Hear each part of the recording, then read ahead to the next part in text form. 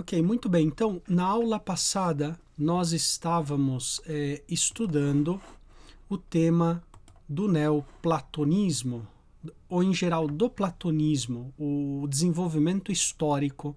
Vimos desde da primeira academia platônica, eh, depois vimos o desenvolvimento naquele platonismo cético, até que depois vimos o tema do médio platonismo, que é um platonismo sistemático, dogmático, que quer estudar Platão com Platão. Né? Então, grandes filósofos platônicos, naquela época, começam a escrever comentários às obras de Platão, né? Tentar colocar Platão dentro de um sistema estruturado, lógico, harmônico. Né? E depois nós tínhamos falado uma última etapa do platonismo, que perdura até os nossos dias, que é o neoplatonismo, ou seja, o platonismo a partir de Plotino. Estávamos vendo o pensamento de Plotino e sobretudo, o seu pensamento metafísico. Faltou, para concluir esse tema e já entrar no pensamento dos padres apostólicos, só para concluir um pouco sobre a posteridade plotiniana, né? O que aconteceu depois de Plotino. Então, o neoplatonismo, nós tínhamos falado que Plotino ele é fortemente monista, ou seja, existe o uno, né? E do uno derivam todas as coisas. Então, esse é em certo sentido, o pensamento primordial ou basilar de Plotino. Né? Existe o uno e tudo emana do uno.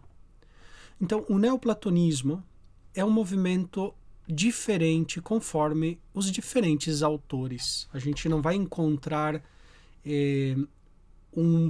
uma escola de pensamento, uma corrente de pensamento totalmente unânime entre os neoplatônicos. Né? Há diversidades conforme os diversos autores. Mas existe sempre essas características principais, ou seja, a transcendência do uno. O uno é totalmente transcendente, inimaginável, inalcançável, inefável. Ele está acima de qualquer categorização humana. Okay? Ele é totalmente transcendente. Essa é uma característica de todos os neoplatônicos. E depois também esse emanacionismo ou derivacionismo. Então, todas as coisas derivam do primeiro princípio. Só que aqui surge um problema. Né? Então, se o uno é totalmente transcendente, totalmente separado de todas as coisas, como é possível que todas as coisas derivem dele? Né? Se ele é imutável, não há movimento, ele é plenitude, como é possível que exista esse tipo de emanação que vai se degradando, que vai se empobrecendo com as diversas etapas inferiores? Então, os seguidores de Plotino introduziram uma série de intermediários para explicar o movimento do primeiro princípio, né, do uno. Esses seres intermediários foram chamados pelos neoplatônicos posteriores de ênadas. Né? Enon, en significa né? uma só coisa. Né? Então, eles foram colocando esses intermediários, essas pequenas unidades, nós poderíamos traduzir, né, ênadas, como unidades, entre uma hipóstase e outra, para explicar o movimento do primeiro princípio. Okay? Então, os neoplatônicos, visto que é muito difícil manter o pensamento de Plotino, ou se perde a transcendência do uno, ou se perde a doutrina da emanação. Agora, é difícil manter uma coisa e outra. Então, esses neoplatônicos eles começaram a introduzir uma série de ênadas, ou seja, de unidades, de tríades, né? Sobretudo uma espécie de tríades, ou seja, uma espécie de trindades entre, por exemplo, o uno e a inteligência, entre a inteligência e a alma, entre a alma e a criação do mundo, etc. Né? Então, vão colocando uma espécie de diversas unidades, sempre, digamos assim, como se fosse uma espécie de tríades, né? Entre, por exemplo, ser, pensar, querer. Né? Então, eles vão colocando uma espécie de unidades intermediários para fazer derivar o movimento no uno sem perder essa transcendência que é uma característica do neoplatonismo. E depois de Plotino nasce uma filosofia religiosa, a chamada teurgia, ok? A teurgia. Vocês vão se lembrar que Plotino, em sentido estrito da palavra, ele não tem uma filosofia religiosa, ele tem uma filosofia, por assim dizer, mística, ok? Intimista, voltada para o interior, voltada para, digamos assim, mas não se trata de uma filosofia religiosa, não há ritos, não há uma filosofia da religião, por assim dizer, em Plotino. Né? Já depois os seus discípulos se introduziram uma filosofia religiosa chamada teurgia. Né? Teurgia, o nome, ergon, significa obra no grego, né? Trabalho, obra.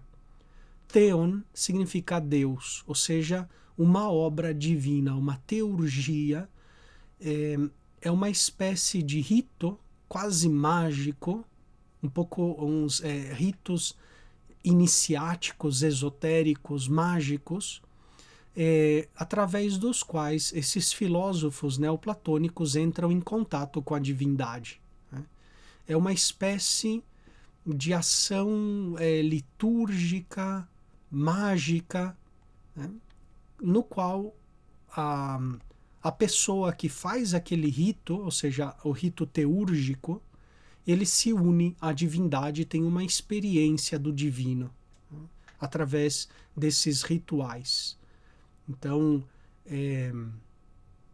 muitos autores dizem que essa teurgia surgiu por imitação dos sacramentos cristãos. Né? Os sacramentos cristãos, eles agem não como um rito mágico, mas eles agem ex opere operato, ou seja, é Cristo mesmo que age nos sacramentos de maneira mística. Né?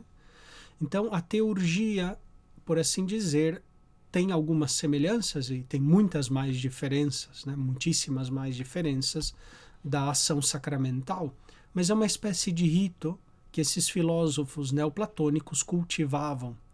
E nós vamos encontrar agora, a partir de agora, muitos tratados de teurgia, de ritos do Egito, ritos esotéricos, etc. Né? Tanto é assim que depois Santo Agostinho, no livro das Confissões, sobretudo no livro da Cidade de Deus, sobretudo no livro 9º e 10º, ele vai combater a teurgia dos filósofos neoplatônicos, né? Dizendo que é um rito banal, auto-enganativo, etc. Né? Bem, então, esse é um pouco a posteridade, o que acontece com o pensamento de Plotino depois dele. E nós temos alguns representantes importantes. O primeiro deles é Porfírio, discípulo direto de Plotino, que escreveu a vida de Plotino, do seu mestre. Depois, Porfírio tem a obra A Filosofia dos Oráculos. Vejam aqui o tema da teurgia, né, dos oráculos, etc. Né? Tem um outro livro também importante sobre o regresso da alma, ou seja, como fazer para a alma voltar ao seu primeiro princípio, voltar ao uno, né? Voltar à alma, à psique. Depois tem um escrito perdido, nós temos só fragmentos, a obra de Porfírio contra os cristãos. Né? Temos fragmentos dessa obra. Depois diversos comentários a Platão e também diversos comentários a Aristóteles e muitas mais obras. Né? Mas acho que essas são as mais, conhecidas, as mais importantes de Porfírio de Tiro, né? Discípulo de Plotino. E veja que Porfírio morre no ano 310, um pouquinho antes do Edito de Milão, que dá liberdade religiosa aos cristãos. E veja como, nessa época, a época de Porfírio, o cristianismo havia se estendido por todo o império, né? Tanto é assim que se conta que Diocleciano, né, o imperador Diocleciano, que residia em Nicomédia, né? Nicomédia era a sé imperial, por assim dizer, né? Naquela época, antes da fundação de Constantinopla. E dizem que uma vez, olhando a cidade, né, um dos seus oficiais da corte de Diocleciano falou: veja a casa do bispo, né, a residência do bispo de Nicomédia é muito maior e muito mais bela do que o palácio imperial, né? Então, não sabemos se é um fato verdadeiro, simplesmente é uma anedota, mas mostra como os cristãos estavam já espalhados por todo o império. Se havia, já no início do século IV, o cristianismo como um grupo predominante entre aquela cultura greco-romana, né? Outro representante dessa escola neoplatônica é Jâmblico, que escreveu diversos escritos, mas aqui eu destaco a Vida de Pitágoras. Ele escreveu também a Suma Pitagórica e os Mistérios Egípcios. Vejam como esses autores neoplatônicos, eles gostam muito assim de uma filosofia mais religiosa, esotérica, né? Aqui eles vão falar muito da teurgia, nessa Suma Pitagórica, nos Mistérios Egípcios, na filosofia dos oráculos, né? Sobre o regresso da alma, vai tocar muito o tema da teurgia. Um pouquinho mais posterior no século V, também pagão ele, não era cristão, era Proclo. Proclo, ele escreveu os Elementos de Teologia. Depois ele tem um comentário ao Timeu, tem a Teologia Platônica, etc., né? Diversos manuais de teologia. Proclo se destaca pelo fato de colocar essas espécies de tríades, né? de espécie de unidades entre uma hipóstase e outra para fazê-la derivar, né? E de fato, por exemplo, Hegel, ele era um grande leitor dos elementos de teologia de Proclo, né? Porque Proclo sempre vai com essas três entidades, né? Três espécies de unidades, sempre fazendo teses, antíteses, síntese, né? Então Hegel, por assim dizer, se inspirou muito nos elementos de teologia de Proclo para fazer a sua filosofia dialética, né? Bem, então esses são os principais representantes, tem muitos mais até os dias de hoje. No Renascimento, quando renasce o platonismo, na verdade um neoplatonismo, né? Nos dias de hoje, filósofos com tendências platonizantes são muito dependentes do pensamento neoplatônico, por isso é importantíssimo conhecer um pouco de Plotino, um pouco do pensamento neoplatônico, né? E qual é a diferença com o pensamento de Platão em sentido estreito da palavra. Aqui eu deixo alguma bibliografia. Temos esse Richard Dufour, Plotinus, a Biography, né, que vai de 1950 até o ano 2000. Ele vai juntando todas as publicações sobre Plotino durante esses 50 anos. Depois tem a continuação, do ano 2000 a 2009. Né?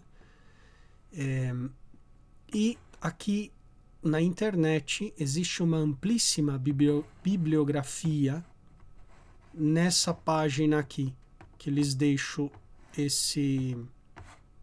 esse enlace a esse vínculo e compartilho com vocês a tela para que vejam a quantidade de textos, bibliografia que se tem sobre Plotino. Vamos fazer o seguinte, vamos fazer outra coisa. Ok, para que vocês vejam, né? Olha a quantidade, essa é a página. Coloco o link também aqui no chat, para que depois, se alguém quiser buscar, ler alguma coisa, muito está em inglês, né, em francês, mas às vezes vocês podem encontrar também em espanhol, italiano, etc. Quem sabe até em português. Eu não me detive a buscar, mas veja a quantidade de livros, de artigos, de publicações sobre Plotino. E não sei se está atualizada, mas é muita coisa, como vocês podem ver aí, né? Ou seja, muita bibliografia. Bem, então, esse era para concluir a aula passada, que nós estudamos o platonismo em geral. Então, os padres da igreja vão estar nesse contexto, no contexto neoplatônico, sobretudo, mas também médio-platônico. Os padres antes de Nicéia são fortemente também influenciados pela cultura neoplatônica, por essa filosofia, por esse Platão sistemático. E depois, o mesmo Santo Agostinho, Santo Ambrósio, etc., nós vamos encontrar padres ao longo de todo o período, depois do Concílio de Nicéia, Gregório de Nissa, o mesmo Basílio, fortemente influenciados pelo neoplatonismo. Okay? Então é necessário conhecer o pensamento desses autores para poder entender melhor também os padres da igreja. Pois bem, na aula de hoje, então, eu gostaria de apresentar para vocês, e essa vai ser a nossa conversa de hoje, o pensamento dos padres apostólicos. Ok? Então, vamos estudar os padres, os mestres, como nós vimos, aqueles pais na fé que viveram na época dos apóstolos, que são os padres apostólicos. Então, padres apostólicos são aqueles mestres, como eu lhes disse, que escreveram, ensinaram, pregaram no tempo dos apóstolos. E nós temos alguns deles, os principais dessa época, Clemente Romano, do qual falaremos, Inácio de Antioquia, grande Inácio de Antioquia, nas suas cartas. Existe uma carta atribuída ao apóstolo Barnabé, mas nós não sabemos com precisão quem é o autor da carta, por isso se chama Carta do Pseudo Barnabé. Depois nós temos fragmentos de Papias, bispo de Hierápolis, que ele escreveu também um livro, hoje perdido, sobre os ditos do Senhor, sobre as palavras do Senhor. Mas é interessante porque aí ele nos dá um testemunho da importância da tradição oral, muito por cima, ou seja, que é superior, está acima, inclusive, da tradição escrita da Bíblia. Então, Papias dá muita mais importância para a pregação oral dos apóstolos do que para o texto escrito dos apóstolos, os evangelhos, as cartas, né, de Paulo, etc. Para Papias tem mais importância a tradição oral, né? Depois tem o Pastor de Hermas, que nós veremos também. Tem um escrito litúrgico muito antigo, que é a Didaquê, é anônimo, mas com muita probabilidade esse texto é da época dos apóstolos, ok? Porque é um texto ainda com muitos resquícios da liturgia judaica. Então, é um texto cristão, fala da Eucaristia, fala do batismo, né? Fala dos profetas nas comunidades, os profetas itinerantes, fala dos dons de profecia, etc. Mas tem elementos muito típicos do judaísmo. Então, daí a gente deduz que é um texto bem antigo. E depois alguns estudiosos colocam também a carta a Diogneto como da época dos padres apostólicos. Eu tenho as minhas dúvidas pelo fato que essa carta a Diogneto, nós veremos, tem elementos muito platonizantes. Né? E os padres apostólicos, nós não vamos encontrar neles um uso, digamos assim, da filosofia da época. Né? Os padres apostólicos, como veremos aqui, a doutrina deles é centrada na pregação do símbolo batismal, ou seja, no creio, né? Na pregação dos apóstolos, então a fidelidade à pregação e à doutrina dos apóstolos, e os padres apostólicos sempre falando da importância da unidade da igreja, estar sempre em harmonia com o bispo da diocese, com os presbíteros, com os diáconos, né? Formar essa unidade do corpo místico de Cristo. Né? Portanto, é estranho nessa carta porque tem elementos muito platonizantes. Né? Então, alguns autores dizem que sim, outros dizem que não, né? Que é um pouco posterior. A mesma coisa da carta do pseudo Barnabé, tem alguns elementos platonizantes, mas também tem elementos muito ainda ligados ao judaísmo, os ritos. O autor, se vê que ele conhece muito bem a tradição judaica, os ritos, o Antigo Testamento, etc. Né? Então, a maioria dos estudiosos aceitam a carta de Barnabé como do período apostólico. Mas a carta de Diogneto tem muita discussão. Né? Por isso é que eu coloco esse ponto de interrogação. Então, em todos os padres apostólicos, nós vamos encontrar, em uns mais, em outros menos, essas três características. Okay? Então, toda a sua doutrina baseada no creio, né? na profissão de fé cristã, na fidelidade à doutrina dos apóstolos e na unidade da igreja. Né? Buscar sempre essa unidade na igreja. Ok, o primeiro padre que eu quero tratar com vocês é Clemente Romano. Então, Clemente Romano, ele é sucessor de Pedro em Roma, depois de Lino e Anacleto, segundo Ireneu de Leão. Né? Ireneu de Leão, no Adversus Hereses, ou seja, no Contra as Heresias, no livro 3º, no capítulo 3º, ele faz um elenco dos bispos de Roma, desde Pedro até o bispo, o papa da época em que Ireneu escrevia o Adversus Hereses, né? Por volta ali do ano 170 e provavelmente 174, 75, né? Sempre essas datas, a gente coloca um ano a mais, um ano a menos, não é sempre precisa, né? Sempre eles estão reajustando essas datas. Então, Ireneu coloca que ele substituiu Lino e depois substituiu Anacleto, né, em Roma.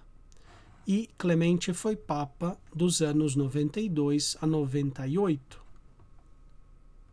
Portanto, estava em vida ainda, pelo menos, o apóstolo João. São João, a tradição coloca a data da sua morte aí por volta do ano 100, alguns até estendem até o ano 105. Né? Sabemos que João, pela tradição, durante a vida de Cristo, ele era bastante jovem. Né? Tanto é assim que Pedro e João, quando correm para o sepulcro, eles correm juntos, né? Saem correndo juntos, mas João chega primeiro do que Pedro, né? Porque tinha mais essa juventude.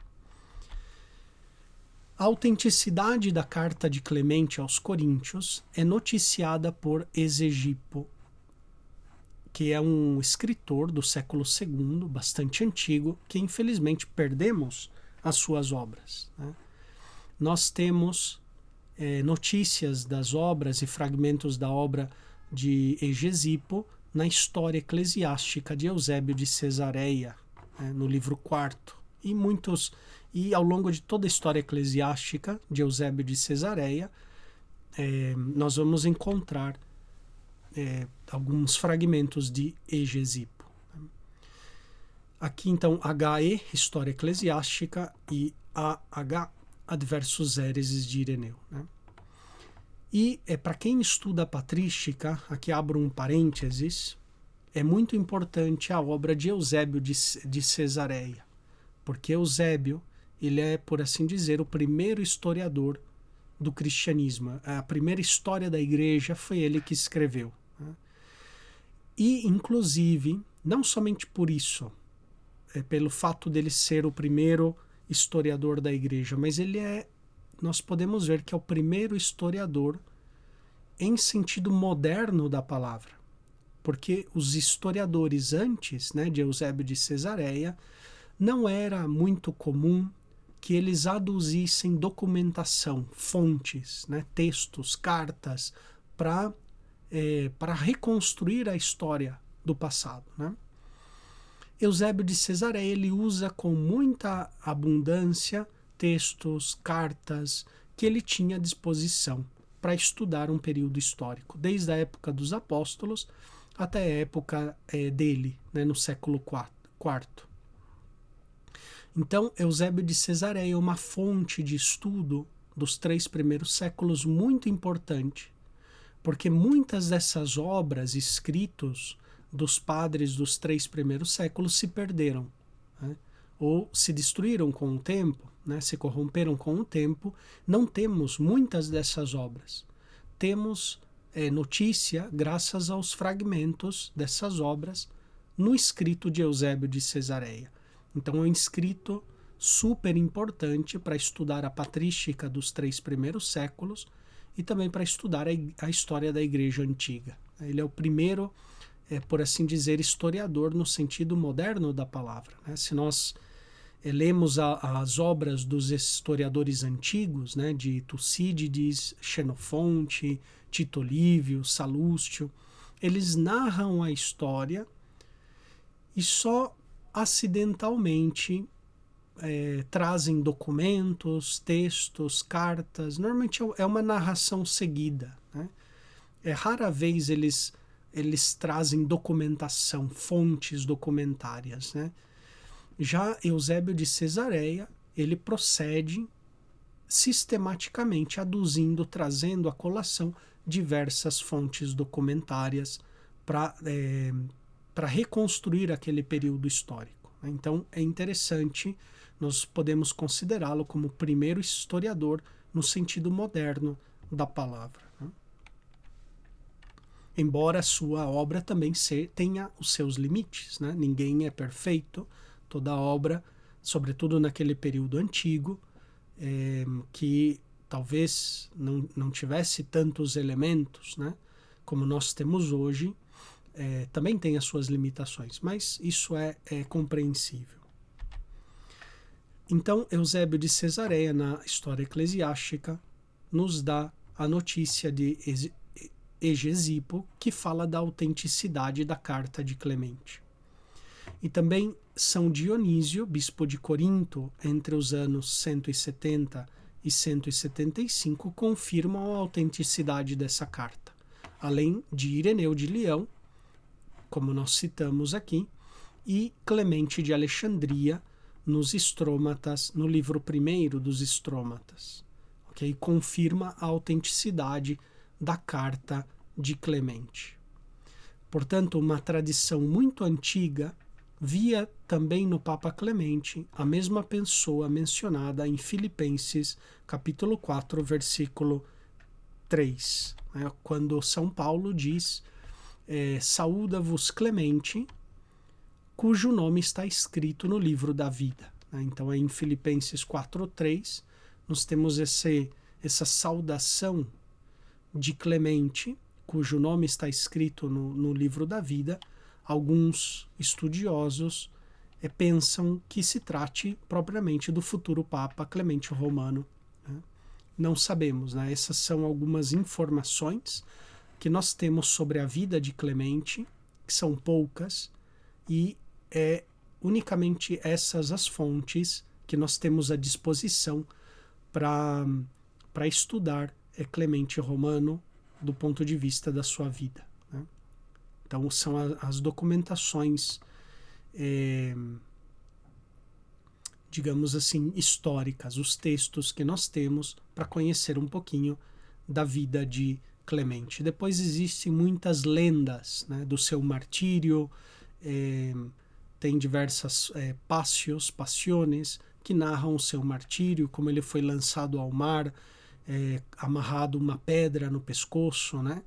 E depois o mar devolveu os restos de Clemente, que hoje se encontra sepultado na igreja de São Clemente Romano, em Roma, pertinho do Coliseu. Né? Bem praticamente do lado do Coliseu está a igreja de Clemente Romano, que é bem interessante também pelas escavações que há debaixo da igreja de São Clemente Romano, em Roma. Né?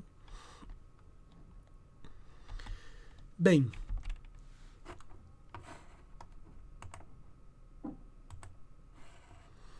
de Clemente Romano, como lhes dizia, temos a carta, da qual eu diria que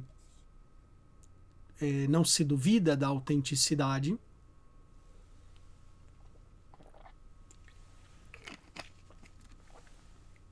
Mas houve também ao longo da história, nesse século II e também no século III, muita do que nós chamamos de literatura clementina, ok? Então, Clemente Romano foi tão importante para os primeiros séculos que surgiu uma abundante literatura que nós chamamos pseudo-clementina, né? Atribuídas a Clemente de Roma, da qual hoje se duvida se seja autêntico, porque tem características de séculos posteriores, não coincide as características com o autor do século I. Né? Então nós temos a segunda carta aos Coríntios, atribuída a Clemente de Roma, temos duas cartas ad virgenes, né, as virgens consagradas, temos uma liturgia atribuída a Clemente no livro 8º das Constituições Apostólicas. Né? As Constituições Apostólicas é um texto de finais do século IV, por isso se coloca em dúvida que essa liturgia clementina seja autêntica. Temos também 20 homilias atribuídas a Clemente e os 10 livros das Recognitiones, ou seja, onde ele faz o estudo da fé. Né? Então esses são os escritos atribuídos. Como vocês podem ver, a literatura clementina floresceu no século II e depois também no século III. Né? Muitos escritos atribuídos ao Papa Clemente. Daí nós vemos a importância desse autor para os primeiros séculos. Mas vamos aprofundar, vou fazer uma introdução à carta considerada autêntica de Clemente, que é a carta aos Coríntios. E o motivo da carta é restabelecer a ordem na comunidade que havia deposto, não a comunidade, alguns membros da comunidade, havia deposto os presbíteros daquela igreja. Ok? Então, Clemente escreve aos Coríntios para restabelecer a ordem e a hierarquia naquela igreja que havia sido demitida por alguns espirituais. Né? Clemente vai dizer de alguns que tem alguns dons carismáticos especiais, né, que se acharam no direito de demitir, de depor os presbíteros da igreja. Okay? Então aqui presbíteros também é difícil de entender. A maioria dos estudiosos pensa que se trate de bispos, os bispos daquela igreja, né? Ou o bispo com o seu presbitério. Portanto, foi a demissão da hierarquia da igreja daquela comunidade. O mais provável é que presbíteros aqui significa o presbitério, né? A hierarquia daquela igreja. Então, que foi demitida por alguns espirituais que tinham alguns dons de profecias e línguas e alguns dons assim um pouco especiais, carismáticos, se acharam no direito de estar por cima da hierarquia estabelecida pela igreja, né? E provavelmente os presbíteros dessa igreja não tinham esses dons, né, que talvez esses exaltados tinham. Então acontece um motim, uma rebelião, né, naquela comunidade e mandam embora os presbíteros, a hierarquia daquela comunidade, né? E Clemente escreve, ele intervém na comunidade de Corinto para restabelecer a ordem, restabelecer a hierarquia ali. E essa carta de Clemente é importante também por causa disso, né? Porque é um testemunho de uma intervenção da Igreja Romana numa sé apostólica, né? Na sé apostólica de Corinto, né? Nos Atos dos Apóstolos, nós lemos que Corinto, a comunidade de Corinto, foi fundada pelo apóstolo Paulo, né? Ninguém mais, ninguém menos que o apóstolo Paulo. Portanto, Corinto era uma sé apostólica, não era uma igreja qualquer, né? Era a sé apostólica de Corinto, fundada pelo trabalho, pela pregação de Paulo, né? E o bispo de Roma, ele intervém nessa comunidade. Ele se sente no direito, com a autoridade de poder intervir naquela comunidade. E não somente ele intervém ali, né, mas também no final da carta, Clemente, ele diz que vai enviar delegados, né, mensageiros à comunidade de Corinto para averiguar que a comunidade de Corinto tenha seguido as ordens, né, as disposições dadas por Clemente. Então vejam a importância dessa carta, né? Nós podemos aí ver um pouquinho do primado da Igreja de Roma. Como é possível que o bispo de Roma intervenha numa sé apostólica, né, na grande sé apostólica de Corinto, sendo que os apóstolos, ou pelo menos São João, ainda estava em vida, né? Então, a área de atividade de São João é ali a Ásia Menor, Éfeso, Esmirna, aquela região, né, que geograficamente é muito mais próxima de Corinto, até mesmo culturalmente muito mais próxima do que Roma, né? Porque São João não intervém para restabelecer a ordem e tem que intervir o bispo de Roma, né? Então nós vemos aí a importância da sé apostólica nesse primeiro século, né? Estando ainda em vida o apóstolo São João, nos faz pensar muito, né? Provavelmente João estava ainda, porque ele não intervém através de carta, né? Será que ele não conhecia a situação da igreja de Corinto, estando geograficamente e culturalmente ali? Corinto é na Grécia, né? João é Ásia Menor, mas digamos assim, tem ali uma influência cultural muito mais perto do que Roma, que está na Itália, né? Então, nós vemos alguns indícios da importância, pelo menos, da sé romana sobre as outras sés apostólicas, né? Bem, então, a carta tem uma primeira parte, que nós podemos dividi-la assim, onde Clemente faz diversas considerações morais.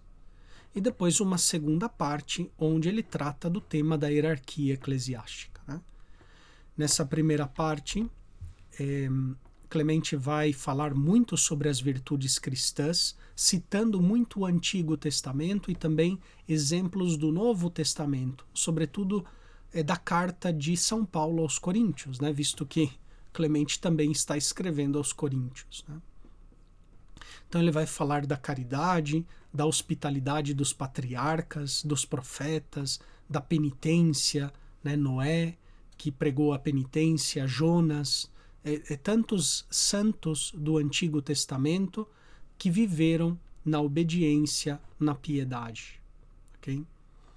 Então, eles vão colocar essa centralidade das virtudes cristãs, sempre com exemplo dos santos do Antigo e do Novo Testamento. Depois, ele também fala sobre os motivos para viver essas virtudes cristãs, que é sobretudo imitar os santos e imitar sobretudo Jesus.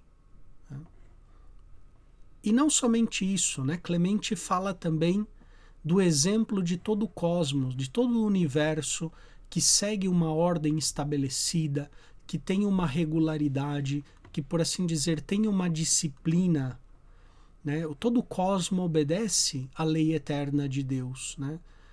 Com ordem, com regularidade, com constância. E ele chama a atenção da comunidade de Corinto para voltar também a essa ordem que está impressa em toda a criação. Depois fala das promessas para aqueles que são obedientes e se arrependem, e fala também da disciplina cristã. Interessante que Clemente cita o exemplo do exército romano, da ordem, da disciplina militar, né? Então nós vemos, por exemplo, em Clemente, esse profundo conhecimento das Sagradas Escrituras, portanto, alguém que provém do judaísmo, provavelmente, né, conhece muito bem as tradições judaicas, mas ao mesmo tempo ele tem um espírito muito romano, né, da disciplina militar, da ordem, da consciência que ele tem da importância da autoridade como serviço. Então Clemente ele une, por assim dizer, esses dois mundos, o mundo judaico cristão, sobretudo através das Sagradas Escrituras, e também o mundo romano, através do direito, da disciplina, da ordem militar. E na segunda parte ele vai falar então da hierarquia eclesiástica, da importância à obediência, à hierarquia. Depois ele vai falando das consequências, das tristes consequências da rebelião em Corinto, que escandalizou o mundo inteiro, né? E depois uma conclusão longa, onde ele faz uma oração por aqueles que governam a comunidade de Corinto e pela comunidade em si, para que voltem à harmonia, à paz, à concórdia. Ele faz um resumo da carta e fala do envio desses delegados, desses mensageiros que vão ir de Roma até Corinto para averiguar a situação aí da comunidade e se observaram tudo o que Clemente pediu nessa carta. Portanto, nós vemos aí nessa carta, enquanto a conteúdo principal, nós vamos encontrar, eu coloco em destaque, 3 aspectos. Então, em primeiro lugar, a importância da hierarquia eclesiástica, pois fica claro que a hierarquia foi estabelecida por Deus, né? Foi querida e estabelecida por Deus. Depois, nós temos também outro conteúdo principal, é o primado romano, né? A carta inteira nos fala sobre a importância de Roma, né? Embora ainda João estivesse em vida, provavelmente, né? E depois a importância da santidade cristã, das virtudes cristãs, sobretudo da humildade, do arrependimento, da concórdia comunitária. Então, essa carta de Clemente é um grande hino à unidade cristã. E vamos ler, portanto, alguns trechos para que nós possamos apreciar esses conteúdos diretamente nos textos, né? Então, no capítulo 44 da carta, essa carta vocês vão encontrar facilmente na internet, uma carta breve, dá para ler completamente, praticamente menos de uma hora, praticamente 45 minutos, meia hora, é possível fazer a leitura completa da carta, né? Então, vale a pena lê-la, conhecê-la completamente, lê-la de cabo a rabo, né? Então diz assim Clemente: nossos apóstolos conheciam da parte do Senhor Jesus Cristo que haveria disputas por causa da função episcopal, né? Ou seja, isso não é novo na igreja de todos os séculos, né? Essa disputa, essas brigas por causa da função episcopal, né? Então, alguns iluminados que tinham dons especiais se achavam no direito de ter o episcopado, né? Destituindo a hierarquia que havia sido estabelecida, né? Então, nossos apóstolos conheciam de antemão que surgiriam disputas por causa da função episcopal. Por esse motivo, prevendo exatamente o futuro, instituíram aqueles de quem falávamos antes e ordenaram que, por ocasião da morte desses, outros homens provados lhe sucedessem no ministério. Olha só, aqui Clemente está falando da sucessão apostólica e da sucessão dos bispos, okay? Então, os apóstolos, o que eles fizeram? Eles, em vista da morte, né, deles, dos apóstolos, eles ordenaram que eles instituíram bispos, presbíteros e diáconos, né? E ordenaram que depois desses bispos, presbíteros e diáconos, outros homens provados lhe sucedessem no ministério, ok? Que houvesse uma cadeia sem interrupção da sucessão de bispos na igreja, né? Sucessores dos apóstolos. Então, foi estabelecido desde os tempos dos apóstolos, afirma Clemente, essa sucessão dos bispos. Os que foram estabelecidos por eles, ou seja, pelos apóstolos, ou por outros homens eminentes, com a aprovação de toda a igreja, e que serviram irrepreensivelmente ao rebanho de Cristo com humildade, calma e dignidade, e que durante muito tempo receberam o testemunho de todos, achamos que não é justo demiti-los de suas funções.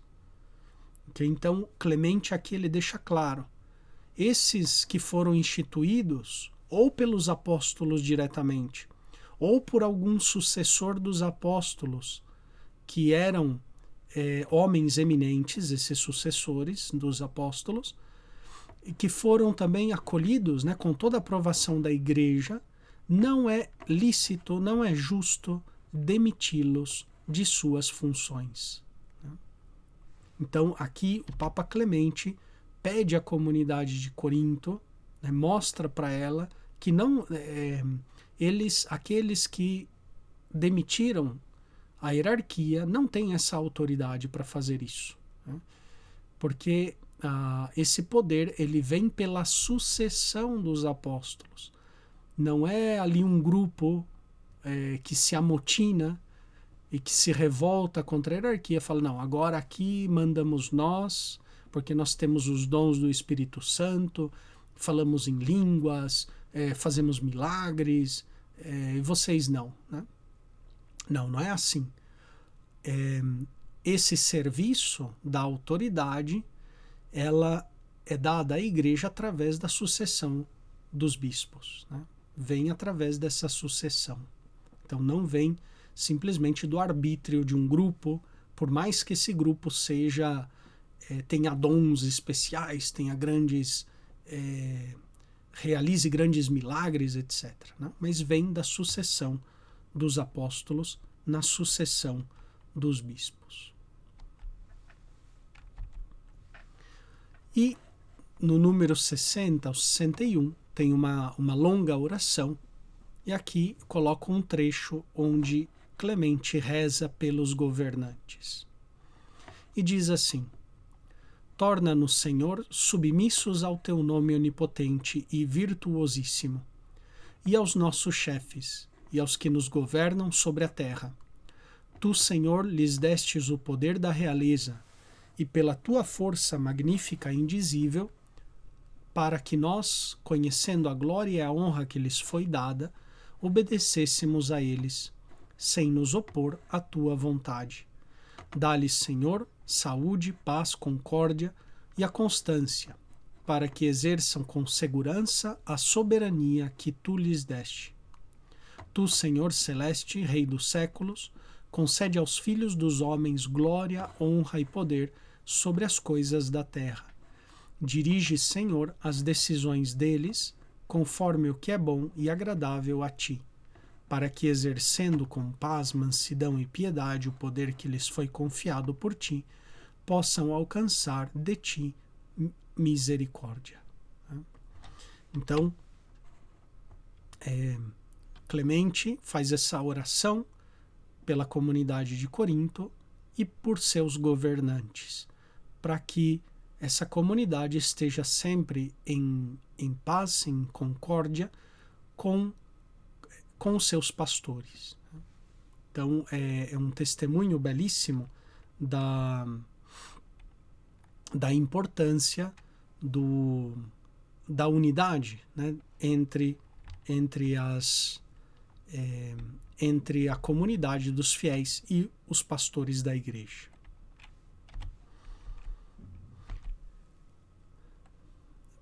Bem, nesse texto aqui da carta que lhes trago, ele reconta um pouco da história, né, o que acontecia no início da comunidade de Corinto. Vocês vão lembrar que a comunidade de Corinto, lendo as cartas de São Paulo aos Coríntios, nós vemos que era uma comunidade que também tinha os seus problemas, né, e grandes problemas. Né? São Paulo vai dizer que começaram a surgir divisões naquela comunidade. Uns diziam: eu sou de Cefas, eu sou de Paulo, eu sou de Apolo, eu sou de Cristo, né? E São Paulo diz: acaso está Cristo dividido? Né? Ou seja, começaram a surgir uma espécie de partidos, né? Então tinha lá o partido de Paulo, o partido de Cefas, o partido de Apolo, o partido de Cristo, e eles começavam lá a fazer as eleições políticas deles, né? E São Paulo recrimina a comunidade dizendo: por que está surgindo divisões, partidos entre vocês, né? Todos vocês devem ser como uma família, uma só coisa, um só coração, uma só alma, né? E Clemente relembra a comunidade de Corinto isso, né? Que eles superaram essas divisões que surgiam no começo. Né? E depois também Clemente ele vai colocar nesse trecho aqui o exemplo da comunidade de Corinto, de caridade, de concórdia. Né? Nós lemos na carta de São Paulo aos Coríntios que a comunidade de Corinto organizou uma coleta para ajudar a igreja de Jerusalém, que estava passando uma necessidade por causa de uma forte carestia. Né? Então, a comunidade de Corinto foi a primeira a organizar uma coleta, a arrecadar dinheiro para ajudar os irmãos de Jerusalém. Né? E o exemplo da comunidade de Corinto foi tão grande que serviu para que outras igrejas irmãs acolhessem também o exemplo da comunidade de Corinto e organizassem também as suas coletas para ajudar a igreja de Jerusalém. né? E São Paulo fala que foi tão grande o sucesso, né, que a igreja de Jerusalém já tinha coisas em abundância, de tanta ajuda que ela recebeu, né? E até os irmãos da Macedônia seguiram o exemplo da comunidade de Corinto, etc., né? Então, Clemente vai lembrar a comunidade de Corinto falando, olha, vocês no começo tinham esse zelo, essa caridade, esse interesse pelo bem dos outros, e agora vocês estão aí, um brigando contra o outro, demitindo a hierarquia, né? Que coisa horrível, né? Que coisa feia, em outras palavras, né? Clemente estava dizendo. E nesse texto aqui, bem no comecinho da carta, Clemente vai lembrar esse exemplo da comunidade de Corinto nos seus inícios. E diz assim: vós éreis todos humildes e sem vanglória, procurando mais obedecer do que mandar, mais felizes em dar do que em receber. Vós vos contentáveis com as provisões de viagem fornecidas por Cristo. Guardai-veis zelosamente as palavras dele no fundo de vossas entranhas, e os sofrimentos de Cristo estavam diante dos vossos olhos. Dessa forma, uma paz profunda e radiante fora dada a todos, junto com o desejo insaciável de praticar o bem, e se espalhara sobre todos abundante efusão do Espírito Santo, né? Então, Clemente relembra a comunidade de Corinto, dos inícios, como ela vivia na caridade, na concórdia, na união, buscando fazer o bem a todos, né? E nesse trecho, ele vai falar justamente do perdão e do arrependimento, citando muitos exemplos da Escritura, né? Percorramos todas as gerações e aprendamos que de geração em geração o Senhor deu possibilidade de arrependimento a todos aqueles que queriam converter-se a Ele. Noé pregou o arrependimento e os que o escutaram foram salvos. Jonas anunciou a catástrofe aos ninivitas e estes se arrependeram de seus pecados. Aplacaram a Deus com suas súplicas e obtiveram a salvação, embora fossem estrangeiros em relação a Deus. Os ministros da graça de Deus falaram sobre o arrependimento por meio do Espírito Santo, né? Então, exemplos da Escritura, de Noé, de Jonas, né? De tantos outros ministros da graça de Deus que pregaram o arrependimento. E aqui, nesse trecho, ele fala sobre a hierarquia da igreja. Os apóstolos receberam do Senhor Jesus Cristo o evangelho que nos pregaram. Jesus Cristo foi enviado por Deus. Cristo, portanto, vem de Deus e os apóstolos vêm de Cristo. Vejam aqui o tema da ordem, da hierarquia, né? Então, Cristo enviado por Deus.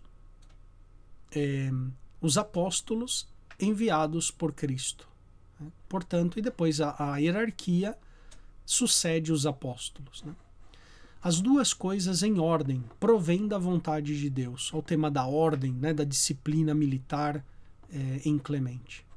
Eles receberam instruções e, repletos de certeza por causa da ressurreição de nosso Senhor Jesus Cristo, fortalecidos pela palavra de Deus e com a plena certeza dada pelo Espírito Santo, eles saíram anunciando o reino de Deus que estava para chegar.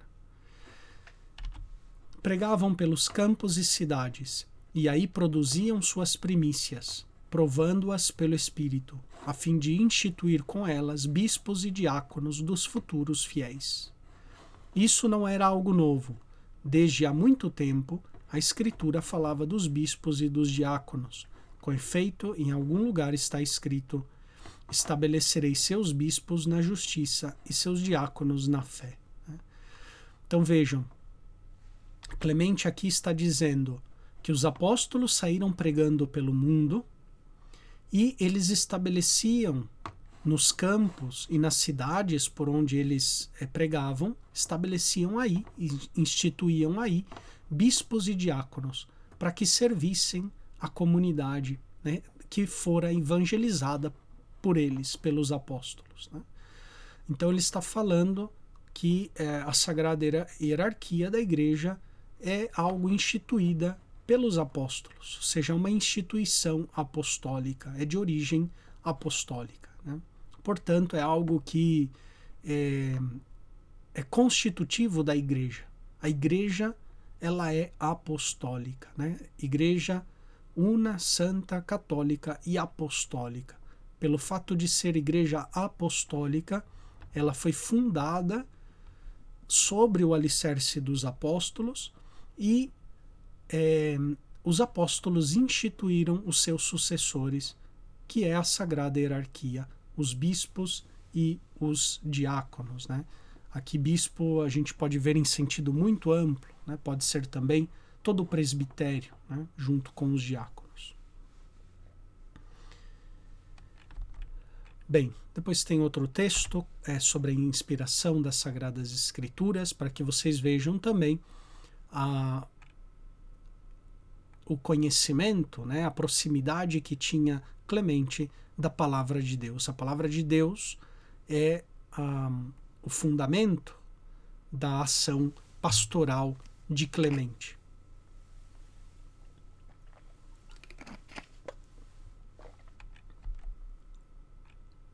Finalmente ele termina uma espécie de primeira conclusão, depois haverá uma segunda conclusão,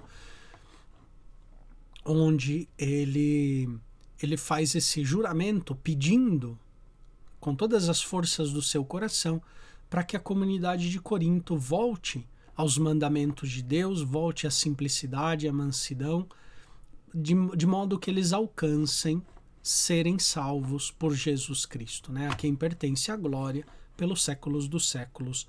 Amém.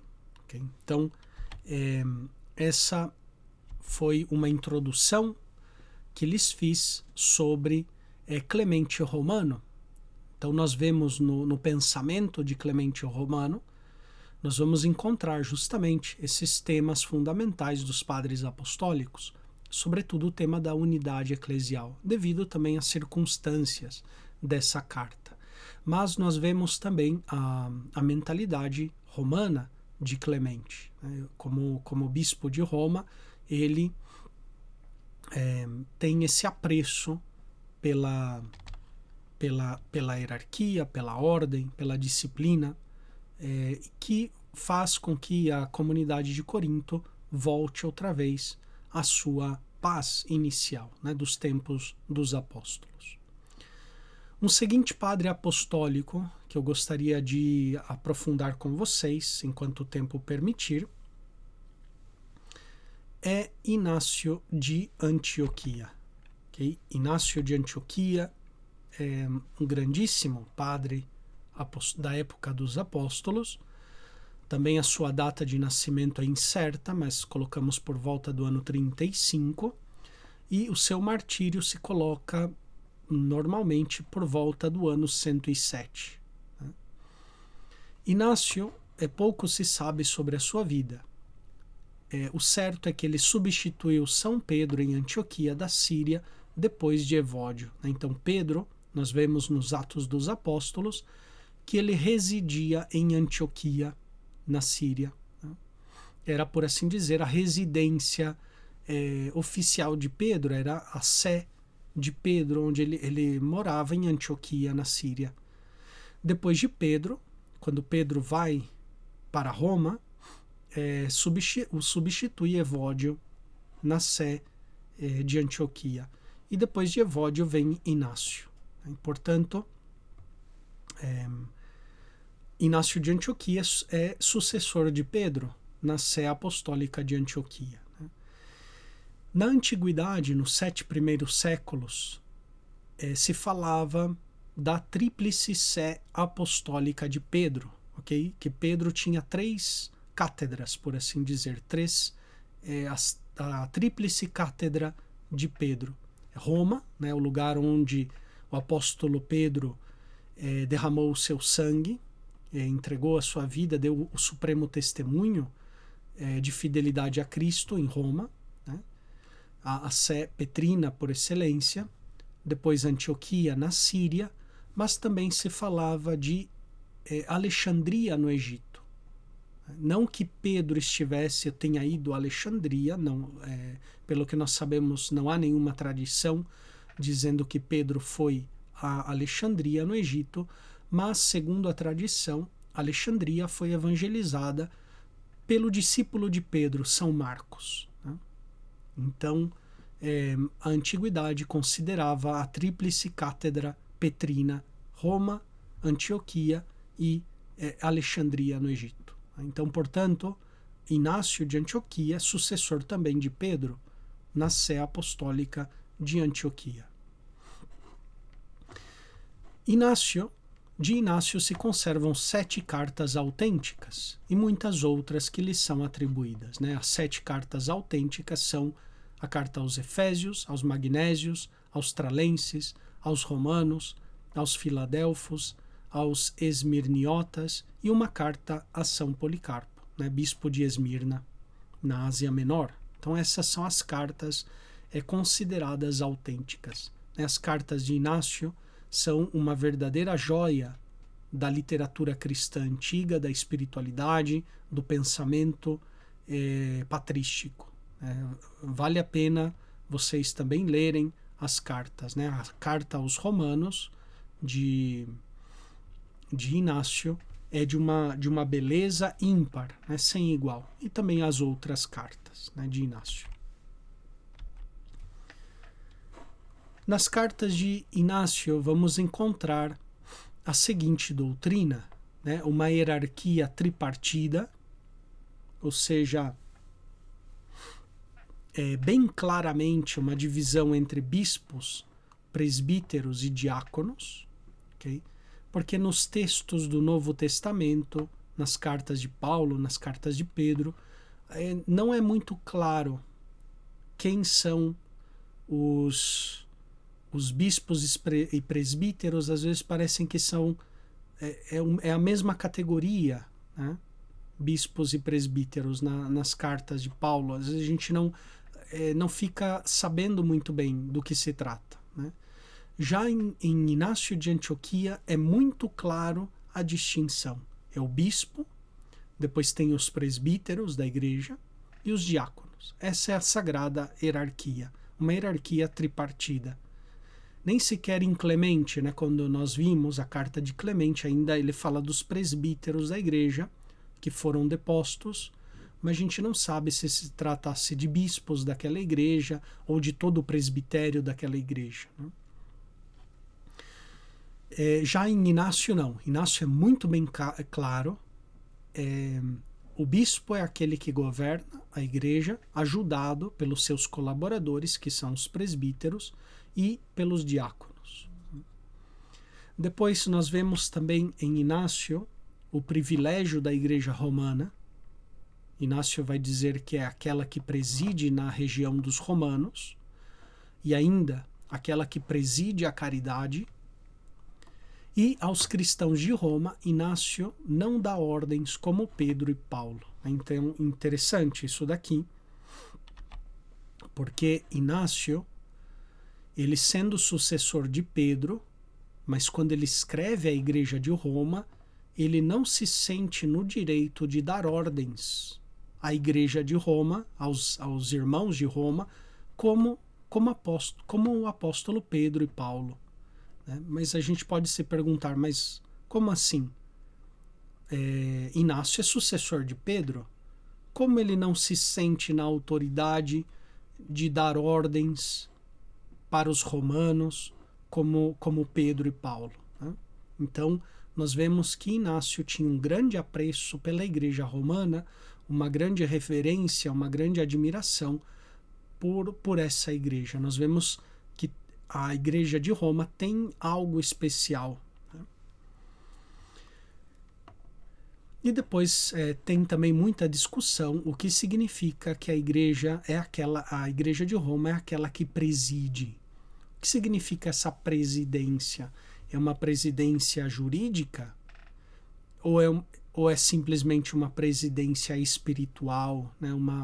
Uma presidência de honra, mas não é uma presidência efetiva, né? Então, Aí muito se discute ainda hoje sobre o que significa essa presidência da Igreja de Roma. Seja qual for a hipótese, né, seja qual for a interpretação desse termo presidência, é algo que coloca a Igreja de Roma num patamar diferente das outras igrejas, né? Ela tem algo especial, algo que faz com que ela sobressaia sobre as outras igrejas, né? Em terceiro lugar, nós vamos encontrar a primeira vez que aparece o termo católico. Na Igreja Católica aparece na carta de Inácio aos cristãos de Esmirna, no capítulo 8º. É o primeiro autor que usa essa expressão, Igreja Católica, que significa a Igreja Universal, ou seja, que tem a universalidade dos sacramentos, a universalidade da salvação, a universalidade da graça de Cristo, né? E também tem essa missão universal de ir ao mundo inteiro e evangelizar, levar o amor de Jesus. Outro aspecto que nós podemos também destacar do pensamento de Inácio é a sua cristologia. Inácio defende a verdadeira encarnação do Filho de Deus contra a heresia dos docetistas. Okay? Aqui a gente vai entrar mais no pensamento filosófico desse movimento, o docetismo. Okay? Então, Inácio vai defender a encarnação, a verdadeira encarnação do Logos, né, do Verbo. Os docetistas afirmavam que Cristo não tem uma verdadeira carne, um verdadeiro corpo. Os docetistas afirmavam que Cristo tem só um corpo aparente. Né? Daí vem o nome docetismo, né? Docetismo vem do grego dokeo, que significa parecer, aparentar. Né? Então, os docetistas eram aqueles que afirmavam que Cristo tinha um corpo aparente, mas não tinha uma carne verdadeira, um verdadeiro corpo. Então, Inácio, nas suas cartas, frequentemente ele vai argumentar, seguindo também o pensamento de São João na sua primeira carta, né? São João na primeira carta diz que quem nega o verbo vindo na carne, esse é o anticristo. Né? Vocês vão se lembrar da primeira carta de São João. Portanto, existem aqueles que negam o Cristo vindo na carne. E Inácio vai defender a verdadeira encarnação. Ele se encarnou verdadeiramente. Ele padeceu na sua carne verdadeiramente. E ele ressuscitou na sua carne verdadeiramente, ou seja, alethos, né? Verdadeiramente. Ele vai continuamente falando dessa verdadeira carne de Cristo, ou seja, o realismo da carne de Cristo, contra a doutrina dos docetistas. Né? Já no Novo Testamento, nas últimas décadas do primeiro século, começa a surgir essa heresia do docetismo, que negavam a verdadeira carne de Cristo. Né? Dizia que tinha uma carne aparente, portanto, que não sofreu verdadeiramente, que não ressuscitou verdadeiramente. Né? Mas o corpo de Cristo, para os docetistas, era uma espécie de corpo fantasmagórico, né? Uma espécie de fantasma que tomava uma forma humana, mas que não era verdadeiramente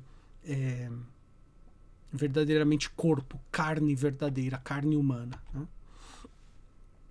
E também ele vai defender essa verdadeira encarnação contra os judaizantes, que afirmavam que Cristo é só um homem. Então, os docetistas, por um lado, falando que Cristo tem um corpo só aparente, e os cristãos judaizantes afirmando que Cristo é só um homem, que não é verdadeiro Deus. Né? Então, Inácio, seguindo o ensinamento de São João, né, que fala desse verbo que se fez carne e habitou entre nós, Inácio vai defender muito essa verdade do cristianismo. Né? O tema da carne de Cristo, okay, da verdadeira carne, é um tema importante. Tanto em Inácio, nós vamos ver também em Ireneu de Leão, o tema da carne de Cristo. Né? Porque o tema da encarnação vai ser o foco contra as heresias e vai ser contra essas filosofias que vão surgindo, essas filosofias heterodoxas que vão surgindo no cristianismo na época dos apóstolos. A defesa da carne de Cristo vai ser, por assim dizer, o bastião, a força dos padres apostólicos para combater as filosofias heterodoxas que iam surgindo, né? Às vezes muito, por assim dizer, essas filosofias muito esotéricas, estilo dos docetistas, né? E também contra o pensamento judaico, ou desses cristãos judaizantes, né? que diziam que Cristo não era um verdadeiro Deus. Deus é um só, né? Portanto, ele não tem um filho, e Cristo ele é só um filho adotivo de Deus. Ele é um Cristo, ele é um filho também que recebeu a graça, a força do Espírito Santo, mas ele não é verdadeiro Deus. Portanto, negam também essa divindade de Jesus. Né? Então, Inácio vai defender contra essas doutrinas heterodoxas a verdadeira carne do Verbo, a verdadeira encarnação. E é interessante que o tema da carne de Cristo vai fazer com que Inácio também tenha um realismo eucarístico. Ou seja, a Eucaristia, para Inácio, é verdadeira carne e sangue de Cristo. Do mesmo verbo encarnado, Inácio vai dizer, né, do mesmo verbo encarnado, a carne, essa carne verdadeira do verbo encarnado, é a mesma carne verdadeira, claro, de um modo sacramental, né, de um modo, nós podemos dizer, místico nesse sentido, mas é a presença real da mesma carne do verbo. Okay? Então a Eucaristia, ele vai defender esse realismo eucarístico, o que nós podemos dizer hoje a presença real de Cristo na Eucaristia. Né? Cristo está realmente presente na Sagrada Eucaristia, né? Sobre as espécies, né? Os acidentes do pão e do vinho, está a realidade da presença do verdadeiro corpo e do verdadeiro sangue de Cristo. Isso Inácio vai defender contra os hereges docetistas, sobretudo, né, que negam a verdadeira carne de Cristo. Ele vai dizer, nós vamos ler um texto dele na próxima aula, onde ele fala justamente isso. Né? Esses hereges docetistas não participam da liturgia, não participam da oração comum, porque eles não acreditam que a Eucaristia seja o verdadeiro corpo e sangue de Cristo, né? Porque eles negam essa encarnação do Verbo.